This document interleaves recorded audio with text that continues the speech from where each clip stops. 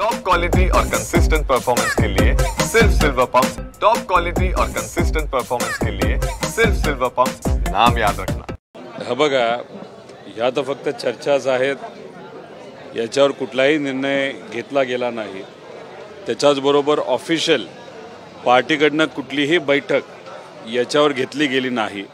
पवार साहेबांनी आमच्यापर्यंत कुठलाही संदेश हा दिला नाही।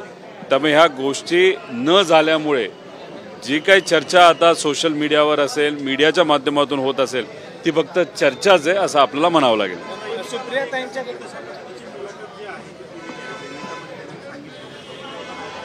हे बघा, 10 आमदार आहेत। ठराविक जे आमदार आहेत त्यांना नक्कीच वाटत असावं की कामं झाली पाहिजे, कामं करण्यासाठी सत्तेत हे गेलं पाहिजे।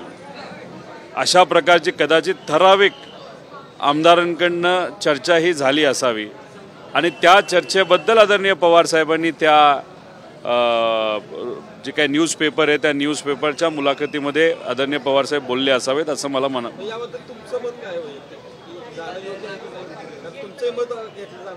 हे बघा, पवार साहेबांनी हा प्रश्न जर विचारला पक्षाचे प्रमुख म्हणून, नक्कीच माझं मत तिथं मी मांडेल। पण आता या चर्चेला इतकं मोठ्या प्रमाणात ताकद मीडियाच्या माध्यमातून असेल नाही तर सोशल मीडियावर मिळाली आहे, तर मला असं वाटतं की आता या बाबतीत काय बोलणं योग्य ठरणार नाही। पवार साहेब जेव्हा एखादी बैठक बोलवतील, ती बैठक बोलवतील नाही बोलवतील हा खरं तर त्यांचा विषय आहे।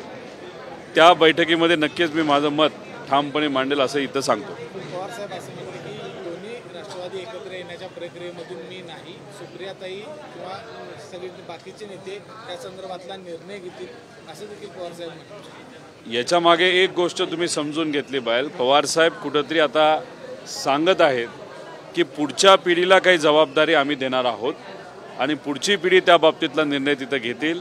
सुप्रियाताई देशाच्या कार्याध्यक्ष आहेत, त्यांना जबाबदारी ही तशी बघितली तर देशाची सुद्धा तिथं आहे। काही राज्य त्यांच्या अंतर्गत येतात, महाराष्ट्र त्यांच्या अंतर्गत येतो। त्यामुळे सुप्रियाताई जेव्हा या बाबतीतली चर्चा आमच्याबरोबर करतील, मी स्वतः असेल, माजी आमदार असतील, अशा अनेक नेत्यांबरोबर नाहीतर आमदारांबरोबर नाहीतर पदाधिकाऱ्यांबरोबर, तिथं त्या चर्चेत काय होतंय आणि काय निर्णय घेतला जातो ते नक्कीच मी आपल्या सर्वांना सांगेल।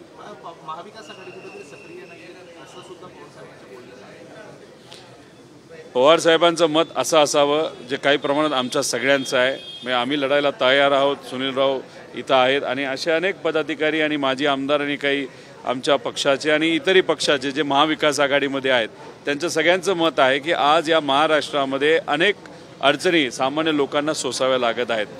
ज्या पद्धतीने एकत्रित राहून लोकांच्या हितासाठी रस्त्यावर येऊन लढायला पाहिजे, तसा लढत ही महाविकास आघाडीच्या कुठल्याही नेत्याकडनं नाहीतर काही पदाधिकाऱ्यांकडे केली जात नाही आणि म्हणून आदरणीय पवार साहेब अशा पद्धतीने तिथं वक्तव्य त्यांनी केलं असावं असं मला तरी वाटतं।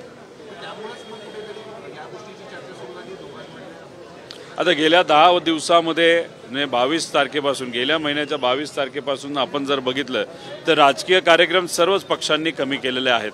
कारण का देशामध्ये जी घटना आता घडलेली आहे आणि त्याच्यात आपले जवान जे आपल्या सर्वांसाठी सीमेवर लढत आहेत, त्यामुळे जवानांना पाठिंबा देण्यासाठी आपण सर्व देशवासी एकत्रित तिथं आलेलो आहे आणि याच्यात राजकीय कुठलीही चर्चा होऊ नये, राजकीय कुठलाही कार्यक्रम होऊ नये अशी भूमिका महाविकास आघाडीने आणि सर्वच पक्षांनी त्या ठिकाणी घेतल्यामुळे गेल्या 22 तारखेपासून आत्तापर्यंत कुठंच काही घडत नाही हे आपण सर्वांनी तिथं बघितलेलं आहे। त्यामुळे देश प्रथम नंतर पार्टी अशी भूमिका कदाचित सगळ्यांनी तिथं घेतलेली आहे। आपल्याला बघावं लागेल की पुढच्या काही दिवसात काय होतं। एकदा शांतता जर देशामध्ये तिथं आली, महाराष्ट्रात तिथं आली, तर मग महाविकास आघाडीच्या वतीने लोकांच्या हितासाठी आम्ही सर्वजण रस्त्यावर नक्कीच उतरू असा शब्द या ठिकाणी देतो।